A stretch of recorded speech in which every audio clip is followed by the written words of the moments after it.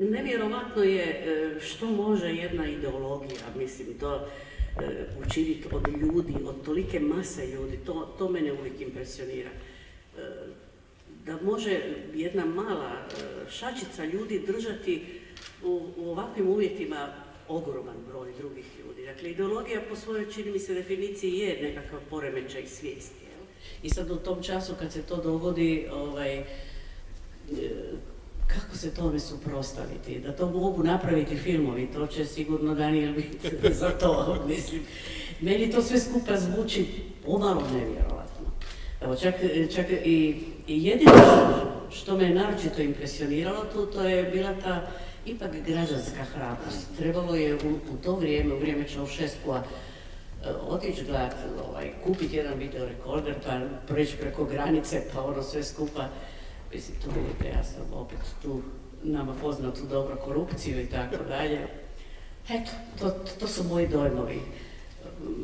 Film je vrlo zanimljiv, mislim, priča, jedna dobra priča, pogotovo za generacije koje su došle i poslije mene, kojima to vjerovatno izgleda kao nešto nevjerovatno, dakle nešto što se nije zapravo moglo uopće dogoditi.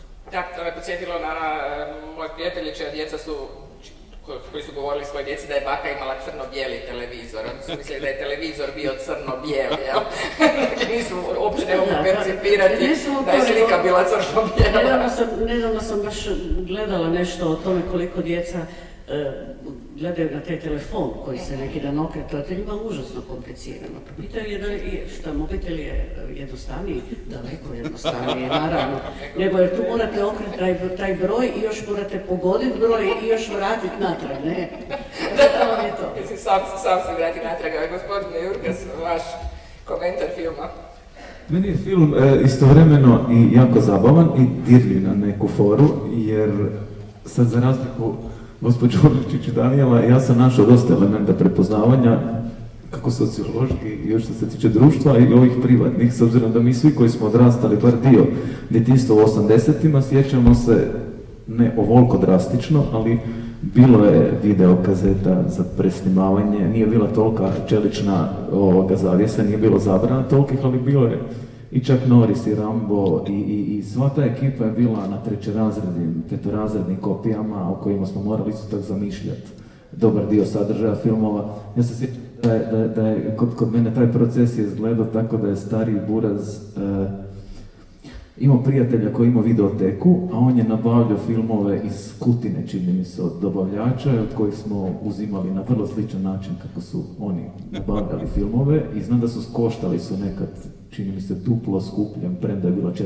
5. kopija, ali imali smo popis, listu filmova koja se čekala po 2-3 mjeseca, onda kad su došli to su bile ekskluzivne predpremijere, s obzirom da ih nismo na televiziji mogli vidjeti. I tako da ima tih nekih momenata i privatnog prepoznavanja koji su, uvijek budu simpatični, a ovi drugi detalji, mislim, film je tako klasični rumunjski socrealizam, zabavan, koji je, koliko je stvarno se desilo da su ti videotrake utjecale na revoluciju i strgnule Ceausescua, ono ne bi ulazio u taj teren, ali je simpatičan. Daniel sigurno misli da su utjecali, to je sigurno. Da, mene jako zanima, ja se ne sjećam tih cenzura, da je bilo cenzura u tih 80. godina, evo sad će nam Daniel objasniti. Ipak, dakle, ja nisam takav filmofil ili me nisu zanimali kao što mi sad ne zanimaju ovi Ramba, ovi Van Damme i ove stvari. Cenzura, bila je cenzura, ali to je sve bilo dosta, pogotovo u 80-ima, dosta ležerno, malo su s pornografijom znali na to problemu, pa bi neke stvari porezali van. Međutim, drugi je bio problem, filmovi su dolazili u kino sa odgodom od 2-3 godine. Tako da ako je neki bio toliko relevantan, recimo politički, društveno, nakon 2-3 godine tako više bilo nebitno. A mi smo bili sretni da smo ih uopće mogli vidjeti, došli bi recimo na Beogradski fest I onda bi nestali, onda mi 3 godine sad čekate da vam se pojavi, recimo, ne znam, Moja Afrika i sad umirete dok ga ne vidite i onda on napokon dođe. Tako da, to je bilo to. Međutim, ono što je gospođa Orličić, ona je preskromna i neće ona to isticati, ali ja se točno sjećam negdje krajem 80-ih, kad ste vodili kritičnu točku, kad je gospođa Orličić rekla u kamere, pa se to još uvijek komunizam, naravno ne ovaj Čaušeskov, dakle ne ovaj potpuno pobješnjeli, kad je rekla, nemojte da nas, dragi gledatelji, zvati da nam hvalite program. Recite što vam ne valja, da to pravimo. Izrazite svoje neslaganje. Pazite, dakle, to gospođa kaže u vrijeme kad je država itekako kontrolirala jako rigidnu televiziju, kad je televizija bila dio više centara. Dakle... Mislim, Daniel, da imaš repliku. Da, imam repliku apsolutno pozitivnu sa 3 plusa. Ja se pa ga uopće ne sjećam, ali hvala vam lijepa. Ja sam uvijek malo bila s nekim svojim stavovima. Ja, tako, malo sam bila napredna, da, i uvijek sam imala problema. Pomalo, do nekih godina kad se sve to promijenilo, ali drago mi je da nosite sa sobom takvu sliku o meni. Ja ću sad, vjerujte, početi cijeniti više sebe. Hvala puno, Daniel.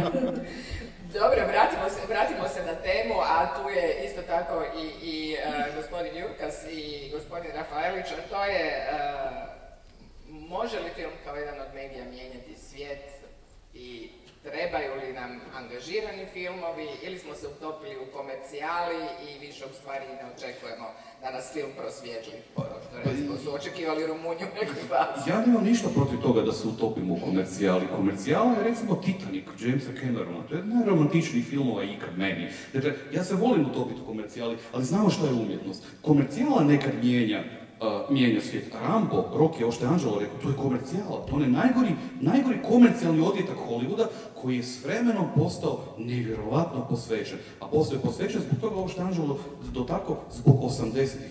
Društvo je 80-ih godina doseglo jedan svoj vrhunac i počelo je propadati, počelo se nešto sve skupa mijenjati. To je kraj analognog doba, pojavljuje se digitalija, kraj toga da vi nemate, dakle ne postoji tada internet, ne postoji e-mailovi, ne postoje mobiteli, ne postoje 2 telefona u kućanstvu nego jedan pa se morate javljati dok vas mama i tata slušaju s kim vi to razgovarate. Dakle, ne treba vam sekuritate da vidi, da prati šta vi radite, jel? Dakle, telefon je u hodniku, imate televizor crno-bijeli možda u boji, oni svi nevjerovatno su teški, imate 2 programa, kasnije 3 pa ste sretni. Dakle, sve to skupa je potpuno danas nezanimljivo. Kad čovjek želi nešto, kad mu je kao u njemu filmu, kad mu oduzmete jednu dimenziju, onda mozak popunjava ono ostalo. I onda se na neki način mentalno rastete, jer filmovi vam dozvoljavaju da širite nekakav svoj pogled. Zato filmovi mogu mijenjati svijet, čak i danas. Anđelo. Ja ti moram kontrirati. Ja mislim da je iluzija žestoka da filmovi mogu mijenjati svijet. Mislim da prvenstveno ljudi ga mogu pokušati mijenjati i da su ga mogli mijenjati u vrijeme bez interneta. Sad, danas, ta sva revolucija čini mi se da treba biti daleko fokusiranija na neke konkretne stvari. Nisam siguran da je vrijeme uopće više u 21. stoljeću da se može išta mijenjati. Mijenja se sve tehnološki, a prije, ja se ne mogu sjetiti zapravo ni jednog pobime odma naslova koji je radio neku žešću revoluciju van konteksta filmografije, ako ne pričamo o čisto tehničkim stvarima, prvi zvučni film, dolazak vlaka i te. Ne znam da se ikad dešavalo revolucije u kontekstu šireg društvenog impakta koji je film radio. Sad pobime, ovo je zapravo i pitanje paralelno, jer ne znam podatak. Ja mislim da film ne mijenja društvo, ko ni glazba, ko ni literatura, da mijenja eventualno ljude koji će onda u kontekstu pokušati promijeniti. Ali nisam sigurno da se ikad desilo, uključujući divne 68-ške pokrete i sve te mitologije koje smo nekad pokušali popušiti, ali zapravo nismo. Mislim da sve promjene dolaze kroz ljude. Dakle, najvjerovatnije, najsigurnije da tehnologija jedino danas mijenja svijet, ali ta tehnologija mijenja ljude, a onda ljudi mijenjaju društvo, mijenjaju druge ljude. To je nekako moje mišljenje. Pa sve pomalo. Ja mislim da umjetnost može promijeniti svijet, bila to filmska umjetnost, kazališna umjetnost, pisana riječ. Dakle, sve to dolazi od čovjeka prije svega. Da, ali umjetnost u stvari daje ideje, koliko te ideje na terenu imaju korijene ili nemaju, da se tu sad ne ograničimo samo na film, naravno, film je jedna od umjetnosti. Ako ništa drugo, umjetnost pokazuje ljudima da postoji prostor slobode, u kakvoj god dobi živjeli. Svi smo mi nekad imali u životu prilike, pogotovo u vrijeme rata, otići u kino, zaboraviti sve ovo oko nas. Pogledajte ovo kino, pogledajte ovo. Ja bih volio da je ovo moj dnevni boravak, ja ne mogu ovako sebi dnevni boravak izgraditi, jel? A mi smo u kinu, najljepše kino u Zagrebu. Dakle, mijenja se, izloženi smo umjetnosti, izloženi smo suptilnosti, da ne moramo uvijek biti rogobatni, nasilni, tvrdi, da ne moramo ovisiti, ja smijem se neće ljutiti, samo o politici i političkom nasilju. Ajmo ovisiti o umjetničkom nasilju. Dakle, na neki način bacimo se u naše umjetnosti da sebe kontinuirano propitujemo i propitujemo svoje stavove. To je zadaća, ja vjerujem, ljudi koji promišljaju svijet. Ali dobro da ne ostanemo samo na Rumunjskoj, sjetimo se i Sabe i mađarskog filma, čehoslovačkog filma, poljskog filma, Bajde i dalje. Dakle, to su sve umjetnosti koje su u stvari nastajale u vrlo rigidnim režimima i koje su, vrlo često su filmovi prikazivani prvo vani ili nikad ne bi ni bili ni prikazani u zemljama koje mesu, ali su davali neku. Upravo tako je smjena, jer su davali nadu.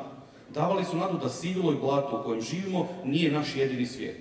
Pa nekad je to stvar luksuza, ovo što je Anđelo dotakao, vidjeli smo neke stvari koje možda ne možemo imati, koje kad se emitirala Dinastija pa smo gledali kako Aleksis ima telefon u autu, jel? Sad ga svi imamo pa je to kao normalno. Međutim, stvar je toga da, to je s jedne strane, druga stvar je to, dakle, da vi vidite stvari koje vam potaknu vas na nešto. Svi smo mi htjeli konačno i voditi ljubav kao u filmu, sa svojim djevojkama, ženama i suprugama i ljubavnicama, jel tako? Pokušali smo, ne kažem uspješno, pokušali smo.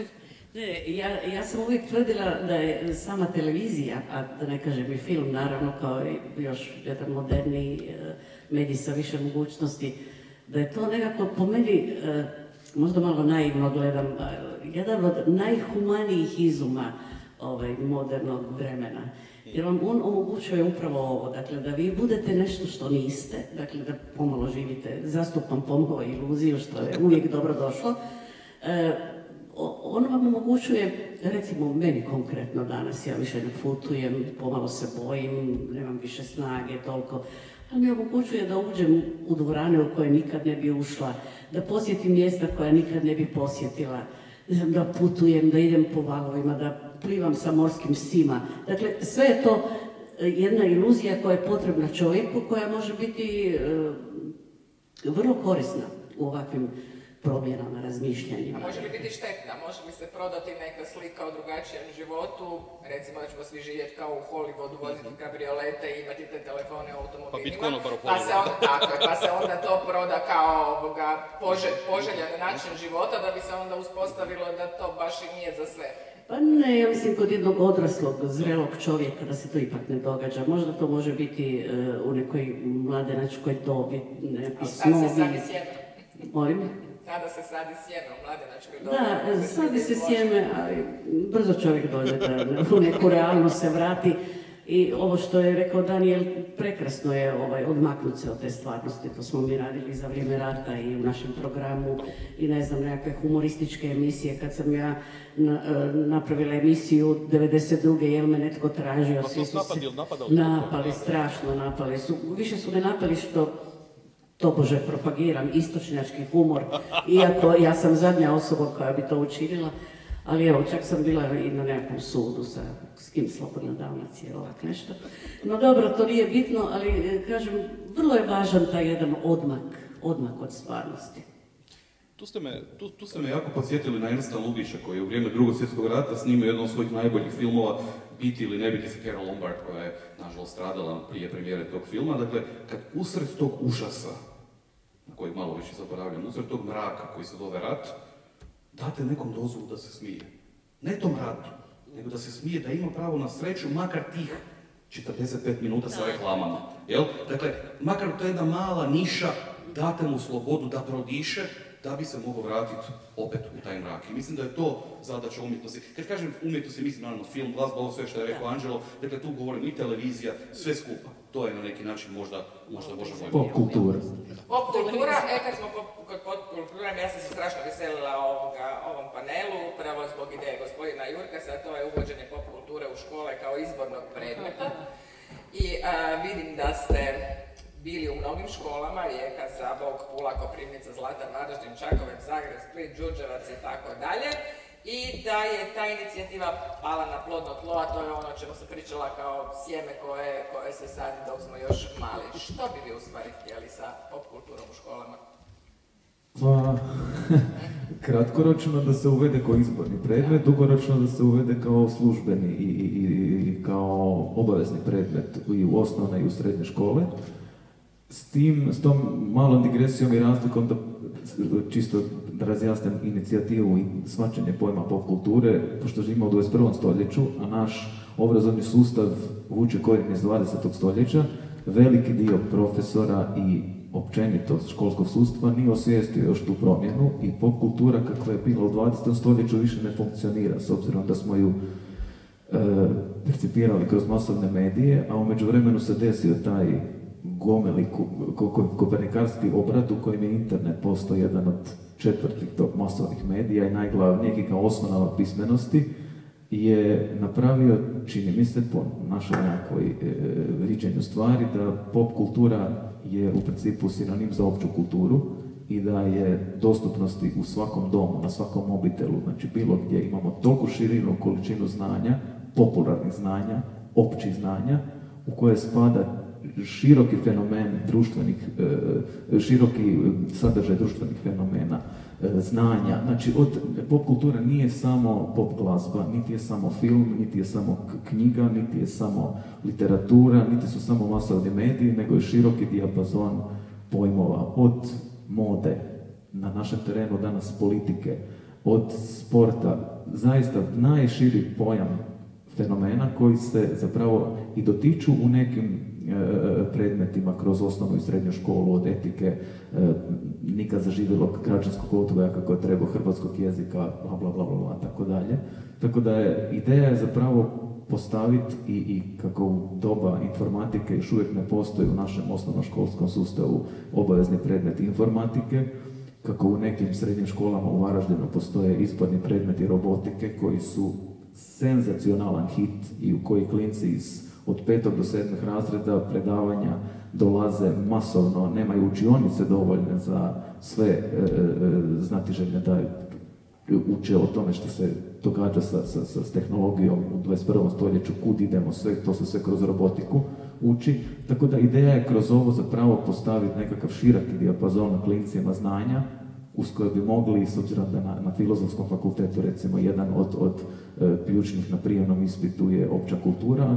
Pojam opće kulture ne postoji nigdje, niti u srednjim školama, niti u osnovnim, a čini se da je to toliko jasno, sebi je razumljivo, to je ono, imamo šumu, ne vidimo drveće, otprilike. Tako da najkraće recimo da je to, sorry, sam produžio. Ne, vrlo zanimljivo jer naravno dio te opće kulture ili pop kulture je u stvari i umjetnost, pop umjetnost, dakle koja je sastavni dio i ove naše teme. Ono što mene sad zanima, govorili smo o umjetnosti kao mogućnosti iluzije, eskapizma na neki način. Što ćemo sa umjetnošću koja forsira govor tolerancije, razumijevanja, edukacije? Dakle, je li to još jedan vid umjetnosti koji ponekad ili zaboravljamo ili se on nekako gubi? Pa nedovoljno, upravo što je Anđelo rekao. Mi danas govorimo o Evropi žica, o Evropi koja je podijeljena, upravo dolazimo s panela koji je bio vrlo žestoko o terorizmu, gdje smo gledali film o uzrocima i korijenima terorizma. Dakle, radi se čitav niz projekata, pokušava se na neki način, je li umjetnost jedan od tih govora tolerancije? Pa recimo da je jedan od ili možda isključivost? Ne, jedan od najjednostavnijih, jer ako vi zapravo želite prikazati situaciju u Siriji, postoji jedan divan, danas se kaže klip na YouTube-u, koji traje 3 minute. Suvremena situacija u Siriji je sažeta u filmić od 3 minute. To se prije 10, 15, 20 godina nije moglo zamisliti uopće da bi to neko na taj način moglo napraviti. I to je ova promjena o kojoj govori Anđelo, dakle, strašno se puno toga promijenilo. Sad, aktivizam, humanost, tolerancija kroz filmove, apsolutno, da, naravno nikad nasilje, nikad nasilje humanizmom, što će isto često svjedočimo i tome, dakle, treba imati mjeru u svemu, ali naravno protuteža tome je, s druge strane, naravno filmska propaganda, koja je vrlo opasna, nikad nije izumrla, postoji i dalje, sami smo svjedoci i toga, dakle, svako malo nešto bukne, čak i u ovom kinu, se nešto pojavi tako što ono potpuno izazove potres, medijski i javni, prema tome, sve to opet služi tome da na neki način brusimo svoj stav prema stvarima koje se pojavljuju. To je dobar način da ljude na neki način informirate, ali naravno da ljudi jako ozbiljno propituju svoja znanja, jer živimo u nesigurno doba propitivanja svojih stavova. Mislim da je to zadaća, naravno, svakog intelektualca, ali stvara stanovito što je Ksenija rekla jednu nesigurnost ovog putovanja i to, dakle, nismo više toliko sigurni, ali smo sigurni u sebe. Moramo određivati sve više, čini mi se na dnevnoj razini, prema stvarima koje nas medijski, recimo to tako, okružuju. Gospođo Orlić? Ja sam svakako za uvođenje pop kulture zbog toga što vidim da će bilo kakva druga edukacija kako izgubiti bitku kod mlade generacije u usporedbi sa pop kulturom. I tu sigurno, samo tu treba vrlo oprezno pristupiti svemu tome što vjerovatno ljudi koji to zagovaraju to i čine.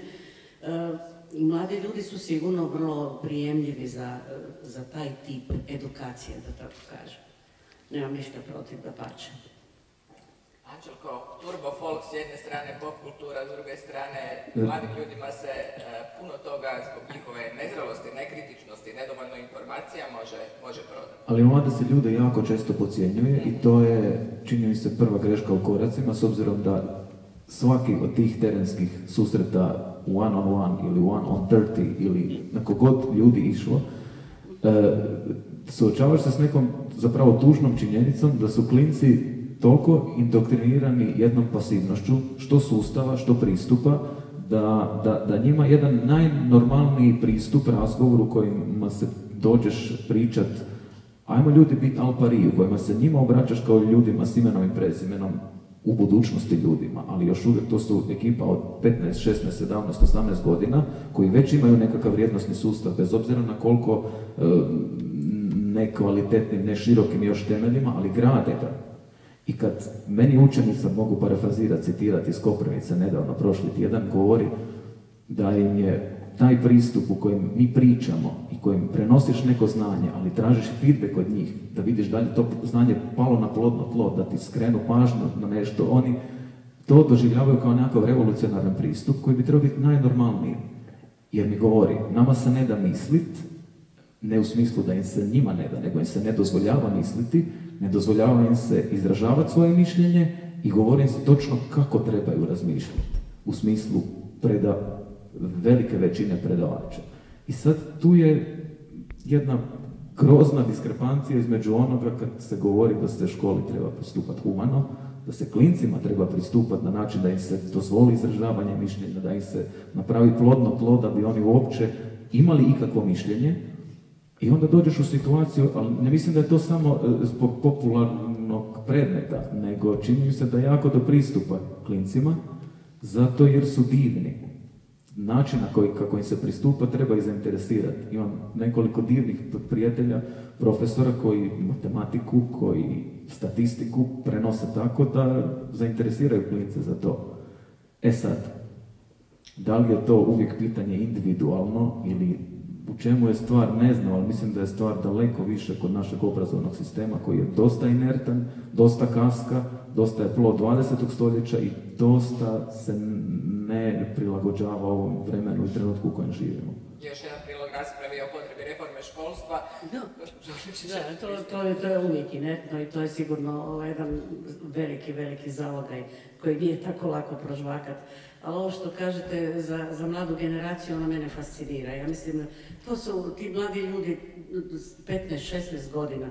Pa to se ne da usporediti s našom generacijom. To je toliko obrazovano, to je toliko zna sve o svijetu, o drugim državama. Mi smo bili prema njima jedna generacija, ne znam, zatvorena, neinformirana. Dobro, ja znam da tu je tehnologija napravila najvažniji korak. Ali to, ja ne znam, ja sam svaki put fascinirana. Mene danas moji unuci mogu podučavati mnogo čemu. Dakle, hoću reći da je to dobar materijal, jel? Dobro, govorimo puno o tehnologiji, o tome što je ona promijenila. Je li društvo pa i umjetnost pratilo u stvari taj razvoj? Smo li negdje možda društveno ostali iza tehnologije? Ponekad je i zloupotrebljavamo u ovom filmu koji smo gledali, je jedan od sudionika rekao da je budućnost svijeta bio rat biološkim oružjem, jer da on ne pamti u povijesti apsolutno niti jednu situaciju u kojoj čovjek nije iskoristio neko oružje protiv drugih ljudi.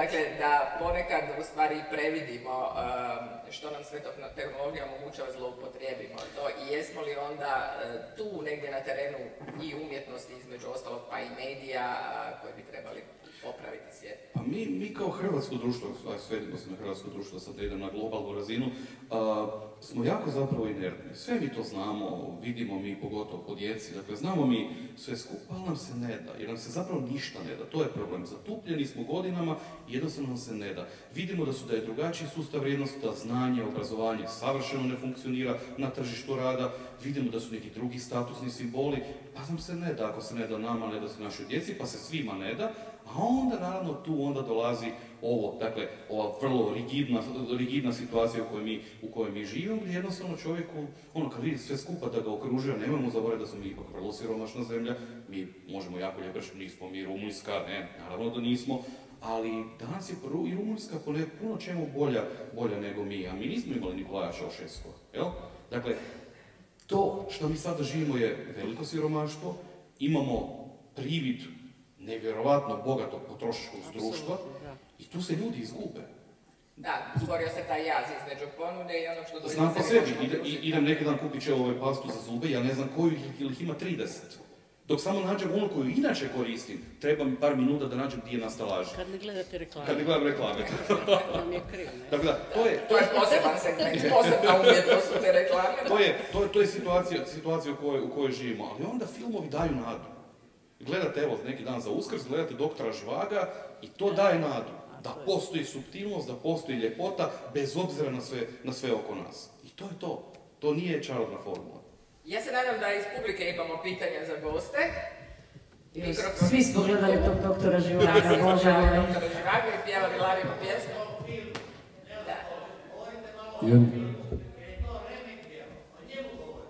O ovom filmu koji je bio prikazan. Evo, dobro, halo, tu je gore. Evo, jedan osvrt, dakle, 84. 85. Mjesna zajednica Cvjetno naselje preko puta studentskog doma, Savez omladine imao je filmske tribine sa ilegalnim videokasetama, plakatirano, i gdje je predsjednica umjesto titlovano govorila tiltovano, ali to sad nije bitno, nego je bitno to da su se prikazivali filmovi sa bootleg kaseta, ali kada je došao Rambo 2, onda nam je rekla da je taj film kod nas zabranjen. I to je isto pričao Fran Višnar na obrani i zaštiti na prvoj godini o tom filmu i tako, a kad sam ja njemu na ispitu rekao da sam ja gledao film, onda me malo drugčije gledao. Tako da i kod nas je bilo ne takvih, ali sličnih situacija i ne mogu se sjetiti da li je tada 83. 84. 5. možda treba nekoga pitati da li je u provinciji još onda bilo ovih videoklubova koji su kasnije legalizirani. Ali evo, bilo je, rekla je na početku predavanja, ne znamo šta je, ovaj film je zabranjen. I bio je još jedan taj ratni antiruski. Eto, tek toliko za diskusiju i za informaciju da imate, evo kolegi, mikrofon i hoćete vi sad nešto reći. Ne, hvala vam, gospodin Šikić je lijepo viknuo, vratit ćemo se mi na film jer apsolutno zaslužuje da o njemu govorimo. Ja sam Rambo 2 gledao u kinu na Pagu u to vrijeme, dakle, očito je to išlo nekim čudnim kanalima, ali kad spominjete zabrane, kod nas to su najpoznatije. Zabrane, to je slučaj filma Ben Hur, to znate, gdje su sve ove, možda te najljepše, najsuptilnije scene koje su vezane za Krista, uopće za njegovu muku, to je sve lijepo porezano. I onda su ti bili dosta zbunjujući film, jer se film zove Ben Hur priča o Kristu, pa je to izrezano van. I onda su ljudi gledali filmski spektakl rimski koji to nije, pa se malo čudili. Ali 80. godina u ciklusu Oskarovaca 88. smo prvi put vidjeli Ben Hur onako kako treba i ostalo svi iznenađeni koliko taj film traje. Jer naravno niko nije bio naviknut da film toliko dugo traje, jer je puno toga falilo. Međutim, da se vratim naravno na film koji smo vidjeli, njegova važnost, njegova ljepota je da je on pokazao nama u Hrvatskoj, što ja to uvijek tako gledam, kako se to radi kad se radi kvalitetno. Zašto? Jer imamo kombinaciju dokumentarnog i igranog materijala, a taj igrani obično kod nas jako škripi, obično je jako loš. Jer se igrani dokumentarcima kod nas odradi, znate ono, tek toliko da mi možemo dokumentarno pričati priču. On ovdje snima dakle HBO koji je jedna produkcijska kuća, dakle rade film, taj igran dio kao da je to igrani film. Ne kao da su to neke igrane scene sa nekim rekonstrukcijama. I zapravo imate spoj, vrlo neobičan spoj igranog i dokumentarnog filma gdje oboje funkcionira i onda na to dobijete naravno još ovo, dakle vrlo retorično pojavljivanje svih tih glavnih protagonista u priči. Ono što mene naravno oduševljava, ali mi ispunjava ujedno i velikom tugom, je kad vidim sve ove divne inserte za koje znam da su platili autorska prava, a mi ovdje plaćamo da ne možemo jedan takav insert staviti u jedan od svojih filmova. Tako da ovaj film nam pokazuje da se može i daje nam nadu. I daje nam nadu. Hvala, Anđelko. Još koja riječ o filmu? Meni je iznimno zapravo, pošto je Daniel sve lijepo to i teoretski objasnio, meni ima ta sekvenca u kojoj ova cenzurna komisija iznimno simpatičan trenutak kad prepoznaju te 3 boje balona rumunjske i kad taj detalj idu vicat. Mogu si zamisliti, mogu si jako lako poistovjetiti na razne načine kako su djelovale kod nas takve komisije, oni za šund, kako se to... za šund. Ali nemam dojam da čak i dan danas ne postoje možda malo sofisticiraniji načini takvog obračunavanja sa nepočutnim elementima. I sad kad pričamo o tome, možda i nije toliko simpatično koliko je bilo gledajući film, ali... Meni je sjajno kako je prevodila ona ove nekakve izraze koji su danas svaka druga riječ u američkim filmovima, kak je vikala Koragu. A još mi je zgodnije kako muškarci su zamišljali tu ženu koja prevodi, kako je ona izgledala, ne? Ona ima jedan onakav senzualni glas, pa mora biti jako lijepo građena, pa tako, kako čovjek zapravo, kad sluša nekoga i recimo na radiju, dok vi niste se pojavljivali na televiziji, jel, kad ste imali samo radijske emisije, su misli kako izgleda ta Jasmina Popović, ovako puno zna, ovako je energična je prema gostima i tako. I sigurno su stvarali neku sliku o vama i onda i užasno su bili znatiželjni da vas vide. Tako i ovi jadni ljudi, ne. Ja danas ne mogu zamisliti da gledam film da bi nekakva žena ili neki muški glas, pa bio on najljepši na svijetu, da mi sad prevodi taj film. Zamislite, da li se uopće može stvoriti pravi dojam filma na ovakav prevođenjem na ovakav način? Ali tu je ta razlika, recimo, Italija je imala sinkronizirane filmove i onda gledate Richarda Bartona koji govori italijanski, Elizabeth Taylor koji isto tako govori ista priča, i u Austriji, u Njemačkoj. Pa i dan danas na kanalima najnormalnije serije američke su na njemačkom i malo se onako lecite kad ih čujete da govore njemački jer ste ih već odgledali. Međutim, da se nije puno toga promijenilo, govori to, gospodin je govorio da je predsjednica, ne znam, mjesne zajednice govorila tiltovani, međutim mi smo u Saboru prije mjesec dana mogli čuti rekame umjesto remake i Pay TV umjesto Pay TV koji je govorila saborska zastupnica. Dakle, tu se nismo puno odmakli što se tiče educiranosti ljudi koji su... I email, jel? Apsolutno, baš smo čuli ovoga, tako da mislim da tu nismo baš jako puno odmakli. Za naš Sabor je obično problem je poznavanje jednog stranog jezika, to je veliki problem, tako da to treba s godinama. Mislim, doći će to. Doći će to, dobro, ali ako vam neko napiše govor, onda neko vam bar fonetski napiše kako se to izgovara. Mislim da su malo nepravedni jer upravo je u tijeku trend učenja jezika, kao što ste čuli, ne? Premijer nam uči hrvatski. Da, prvi potpredsjednik engleski, ne? Čekaj, da, još imamo nekoga ko doktorira ili što? Tako biće. Da, dobro, evo, ipak dođemo dalje na politiku. Dođemo na politiku.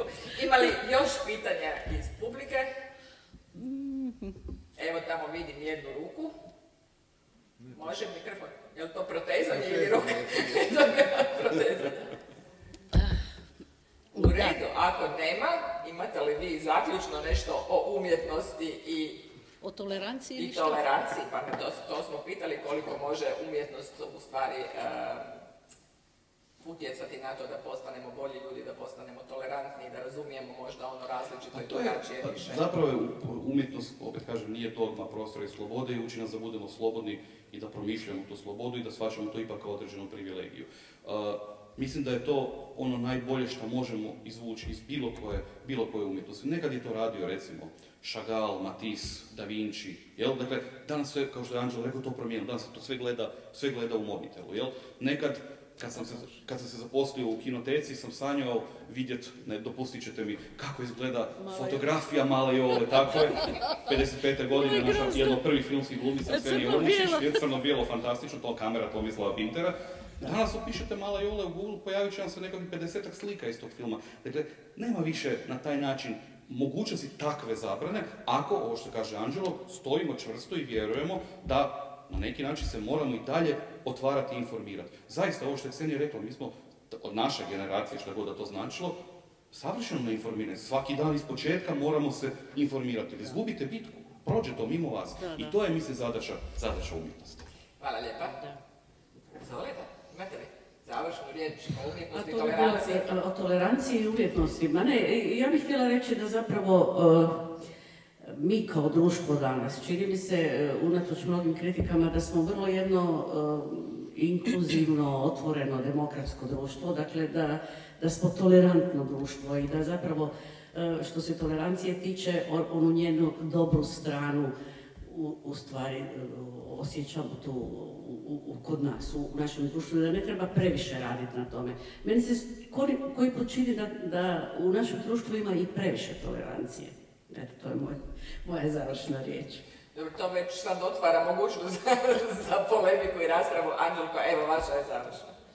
Hvala.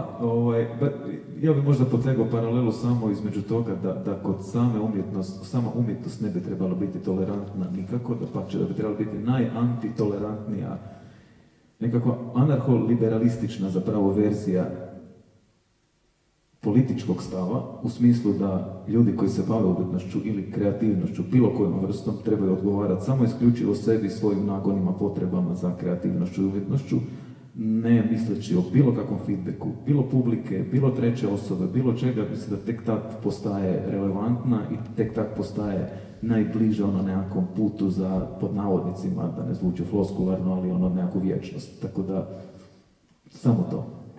Dobro, mi nećemo do vječnosti, mi ćemo sad polako završavati jer je već i sitni sat. Još nekoliko dana traje festival tolerancije, još je mnogo filmova i rasprava pred nama i vjerojatno ćemo se približiti ponovo i nekim od ovih tema koje smo otvoreni. Puno vam hvala i laku noć.